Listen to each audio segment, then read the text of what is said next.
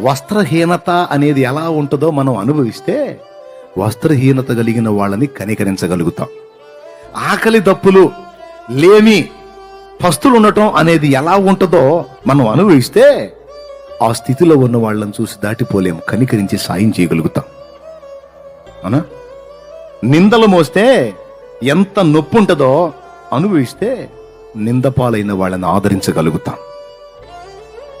ఆత్మీయ జీవితంలో భంగపడిన అనుభవాలు ఉంటే భంగపడిన వాళ్ళని దూషించకుండా ద్వేషించకుండా కనికరించి అర్థం చేసుకోగలుగుతాం. అట్లా కొన్నిసార్లు దేవుడు అనుభవాలు నేర్పించడానికి కొన్ని కఠినమైన పరిస్థితులు మనకి రానిస్తాడు.